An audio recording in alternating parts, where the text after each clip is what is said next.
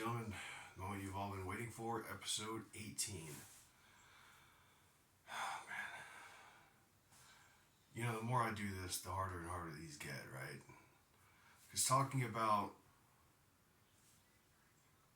other things, like, for some reason, like me getting attacked by idiots with explosives, me being shot at, all the shit I've seen while I was homeless. Comparatively, for me, that stuff was easier to talk about than this is gonna be.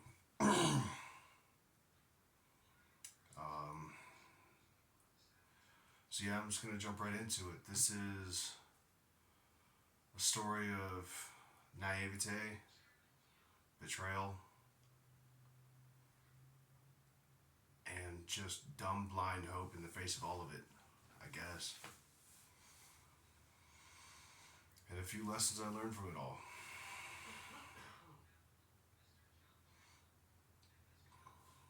(2012) is when I became homeless.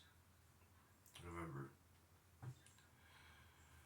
Met this woman.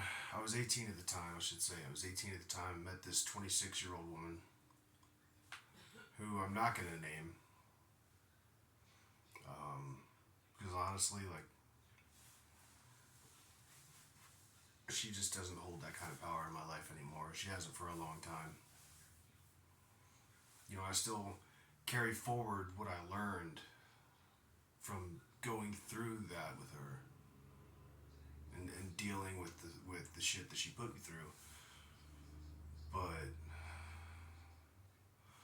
honestly, like, preparing for this video is the first time I even thought about her in years.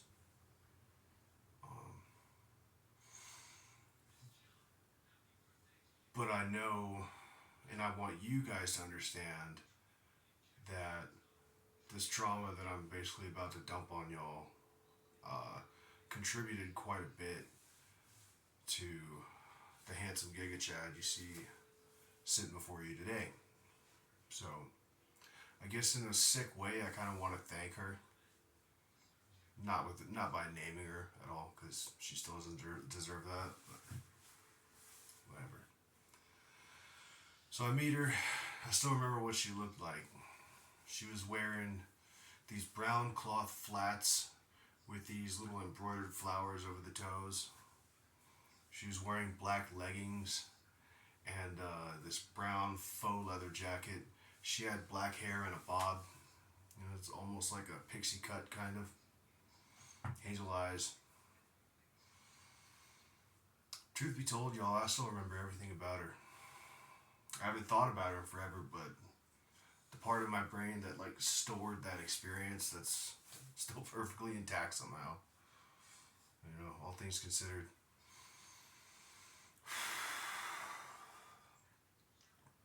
But I met her. It kind of fell hard and fast, you know. You know, that was my first serious relationship. I didn't know any better. You know, I didn't know. I mean, I had a sense of like, this is right and this is wrong in regards to how people are supposed to treat each other in a relationship. But, you know, it wasn't really, I gave her the benefit of the doubt when she didn't deserve it. Put it that way. I ignored every red flag that I saw up until it was too late.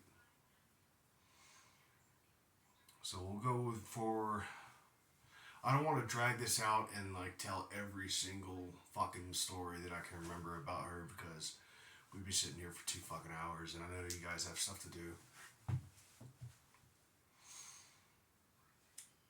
But we fell hard and fast, got engaged pretty quick. Fucking stupid, I know. But we were both homeless at the time, so I remember when I asked her to marry me. Dumb fucking idea. So glad it didn't happen. When I asked her, she dragged me by the arm everywhere we were going, showing off her new fiance, you know. She seemed so fucking stoked about it. She was showing me off to everybody she knew, you know.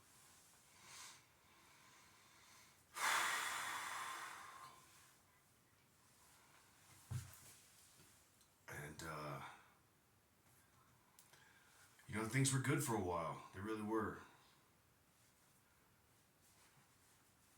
But then looking back on it, I recognize a lot of manipulation in the way she interacted with me. There was, oh man,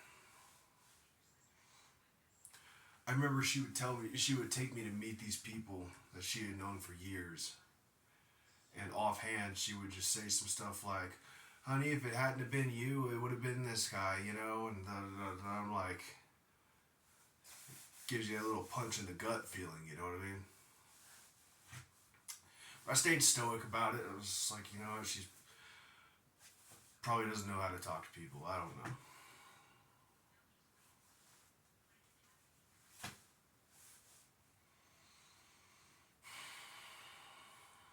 I put up with a lot more from her than I should have for a lot longer than I should have. That much is obvious. But I'll give a few examples. November 11th, 2012. I was in Phoenix, Arizona. We were sleeping underneath the 7th Avenue Bridge. We had no pillows.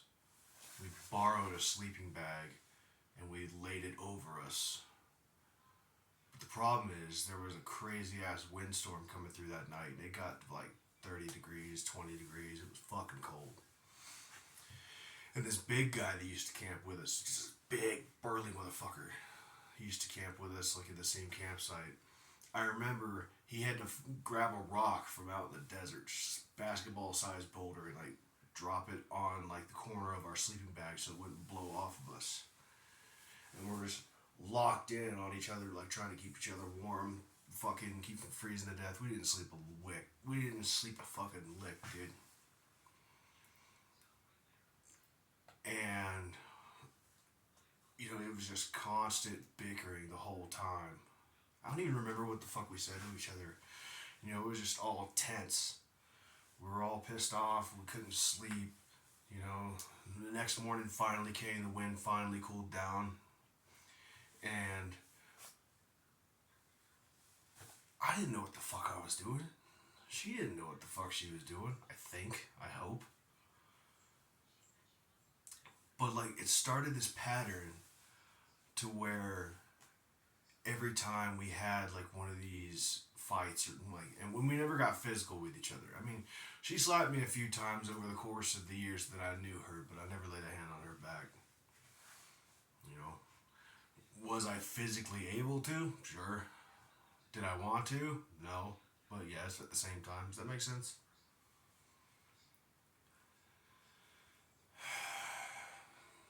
But like every time we would get into these arguments, she would always pull the nuclear option. It would be either threatening to leave me or threatening to kill herself. It was always one of the two.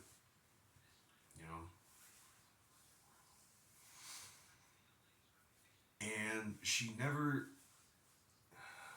conducted herself as if my thoughts, my feelings, and what I wanted out of the relationship were inconsequential. But at the same time, I did too.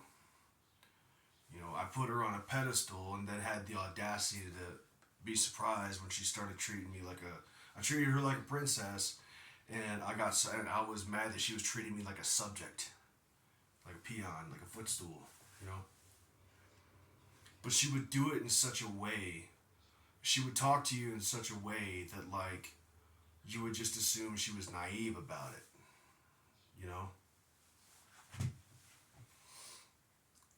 The way she would hold physical intimacy over my head about, like, oh, I can't do this, and blah, blah, blah.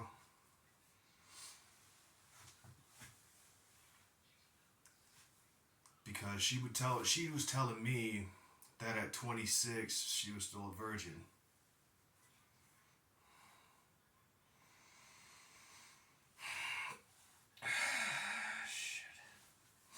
Yeah, no, that wasn't the case.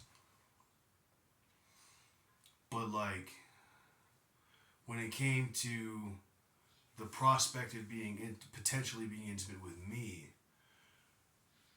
once we got past a certain point, to get to the act itself, she would magically just start crying out of nowhere. And of course, I'd stop, obviously. I'm not a fucking sadist. If I'm getting busy with somebody, I only want to do it if they're having a good time. So if I hear a whimper or like if this hurts or that, it's off. It's off. It's done. It stops right there. And that's the way I've always been. It's the way I still am.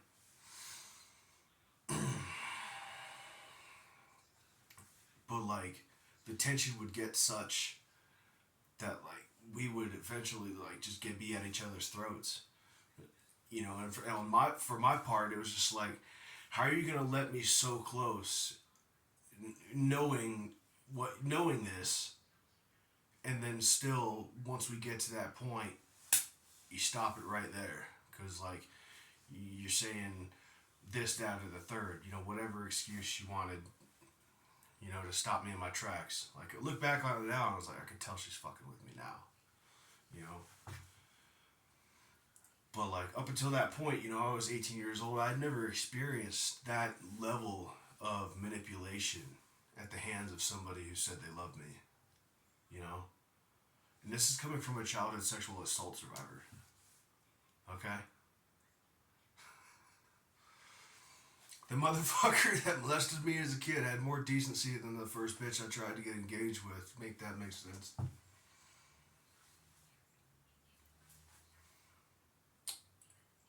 And it all comes to a head on January 10th, 2013, yeah.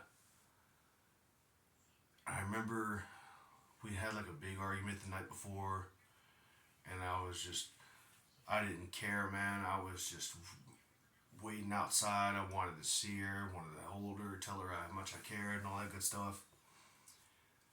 6 a.m. rolls around, the gates of the shelter open. I don't see her.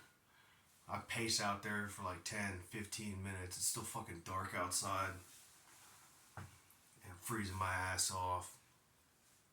And she finally makes her way out there. I could see her. I could pick her out of a fucking crowd by the way she walked. Her general shape. And I rushed up to her, hugged her, told her I loved her. There was nothing I wouldn't do for her, and blah, blah, blah, blah, all this, that, and that. She looks left, looks right, says, let's go talk over here. It's great. Cool, whatever. And she goes on and tells me, just like, I did a lot of thinking, a lot of crying, and a lot of praying last night. She fucking didn't. Trying to figure out whether or not I still love you. And I don't. I'm not proud to say it, boys and girls, but your boy lost his absolute shit right there. Not in a mean way, like fucking broke down like some bullshit off of a movie.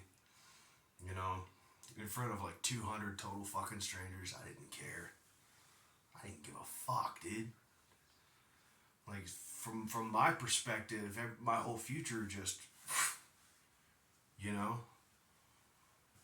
a parking lot in Phoenix, Arizona.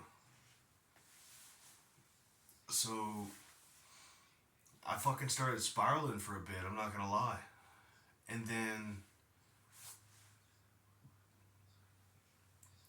for the previous week, what makes this worse, or what made it worse at the time, I can give a fuck now, but what made it worse for me at the time was that, see, my birthday is January 3rd. Now this took place a week after my birthday. On my birthday, basically the entire New Year's cycle, I was in the hospital with pneumonia, and I had asked one friend to look after her, because if there's any women here that are watching who have ever been in a public homeless shelter, you understand why I asked a man to look after her while I was gone. You know why, okay?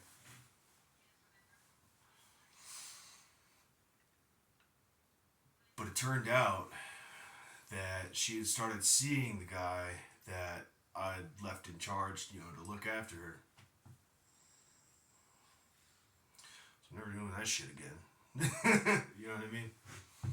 Lesson learned right there. But it added insult to injury, you know? Because I didn't just get betrayed by one person, it was two at the same time. You know, it was my first major breakup, my first actual relationship, and your boy was cooked, man. I'm not gonna lie. Your boy was fucking cooked for like a good month about this whole shit. And then eventually those two broke up. And I'm still fucking in my feelings about it. And I find him in a lunch line later and I says, now you know what it feels like. And this motherfucker looks at me and is just like, dude, I'm absolutely unfazed by this. I don't know what you're talking about.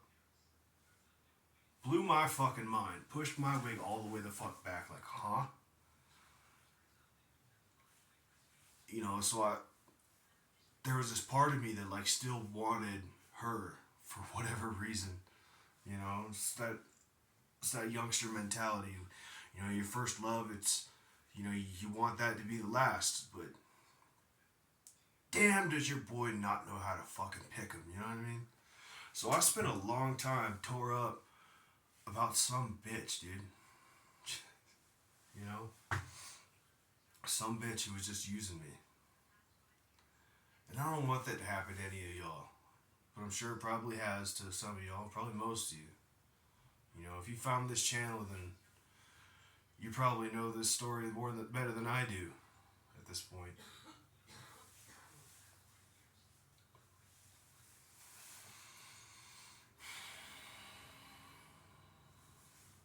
You know, a little while after that, I started dating this other girl, lost my virginity to her, and then we were back on and off for a while. And then I started, you know, getting more time and experience under my belt, no pun intended. And eventually, I suddenly it's 2023 and I'm working at the truck stop in Wyoming here. And then it hits me. It's just like I don't hate this girl anymore. Low key, I'm grateful for her. I'm grateful to her. You know, if I could say anything to her today, I would tell her thank you. You know, thank you for showing me that I was better off losing my virginity to a literal meth whore than with you. Thank you for showing me just how fucking evil women like you can be. Thank you for showing me what I would never want for any of my sons.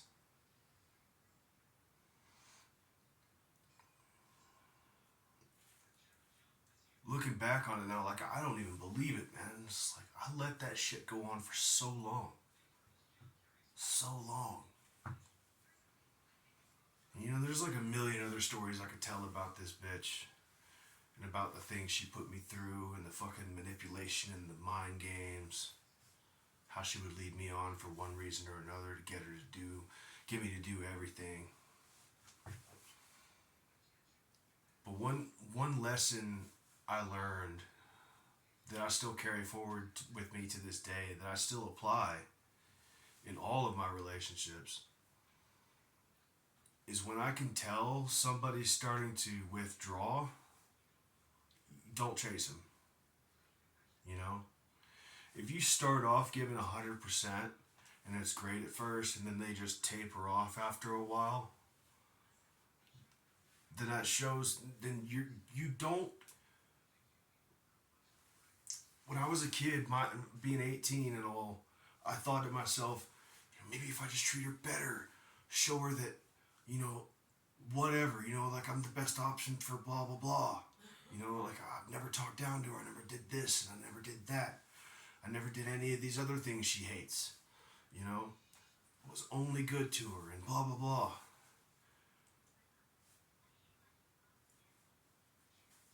Then maybe she'd see, you know, maybe she'd come to her senses. Maybe she'd realize that, like, you know, this guy gives a fuck. Don't do that. Don't do that, you guys. Because they do not fucking care. They do not fucking care one bit. You know, when you start off a relationship, you give it your all. And you give it your all the whole time. That's all it is. You give it your all the whole time, but when they start to pull back, you don't overcompensate, you don't chase, you don't fucking beg. Okay? And I care, and that's my piece of advice to you that I still use today. Even now in this relationship that I'm in now, like, I'm gonna start it with being everything, doing everything I can to make sure she's good or make sure she's happy or put a smile on her face.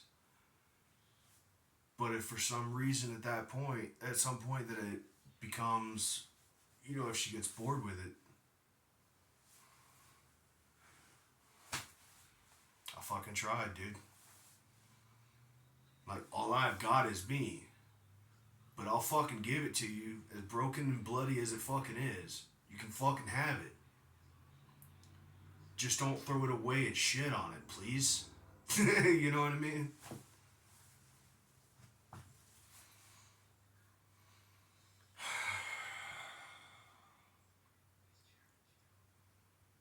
But guys, when you start off in a relationship and you're the best version of yourself that you can be, you stick with it. But if for some reason she gives you this idea that it's not enough for her after a while, don't turn it up. Don't turn it down. I mean, yeah, actually, turn it the fuck off, actually.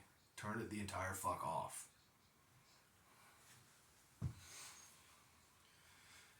Because, like, if your best isn't enough, if you are operating at a level where you're crossing countries, when you're going and moving the fucking earth, when you're moving mountains for somebody and they won't cross the fucking street for you, bye, Felicia. Don't sit there and take that shit, okay? Like, I'm not some billionaire and movie star. I can't play a fucking instrument. I'm just me, okay? But it took me years to get to the point where I had it in my heart to where, like, I know I don't treat this person wrong. I know I fucking treat her like a fucking princess. And I give her everything I've got, as little as that is. No matter how little I've got, it's hers if she asks. Okay? But the moment it stops getting reciprocated, and they don't want to work on it, because obviously, you should always try to talk things out with your partner. But the moment where they just lose interest in you or trying to improve the dynamic between you two, you can lead a horse to water, but you can't make it drink, dude. So, there it is. You can't make somebody love you. If you're already running at full speed when you hit the ground and they decide they don't want to keep up anymore, then you run through the gauntlet, dude. You try to talk about it, maybe seek a couples therapist if that's an option for you. Live that relationship in such a way to where anybody from the outside looking in cannot possibly say that you didn't do enough. You know what I mean? And that's how I go in my relationships. I'm balls to the wall from the very beginning. I don't slow down. I date to marry. I don't give a fuck. And I've been through, as nasty as it sounds, I've been through a lot of candidates. I've never really cared much for one night stands. I've had a few, but it always gets awkward the next day. Because, like, you go from being lovers to strangers in the space of a few hours, and that's always creeped me out.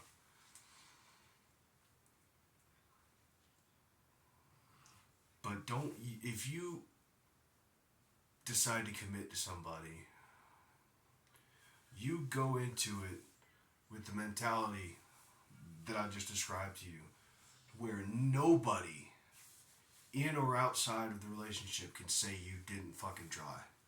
That you didn't give it fucking everything. Right?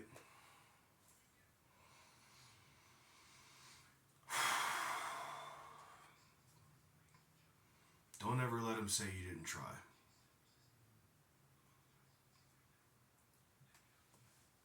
Because if you're dating somebody and they have the audacity to like act like your everything isn't enough for them, you don't leave them any wiggle room to fucking lie about it. You bring the receipts. Because in this world, like, social currency is a real thing, you know?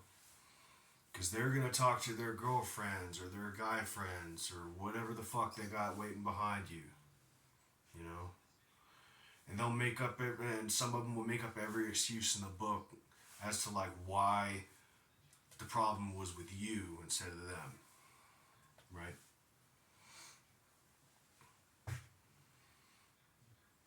But don't let yourself get buried. You know, for example, like if your partner starts cheating on you, gone. I don't give a fuck how much it hurts. That motherfucker cheats, man, woman, I don't care. Dip. And don't settle for any excuses later like, oh, it meant nothing. Well, if it meant nothing, why'd you do it? It meant nothing, but you still fucking did it. I didn't even love that person, but you still did them. You know? So if it means nothing for you to open up your shit for anybody else, why the fuck am I wasting my time with you?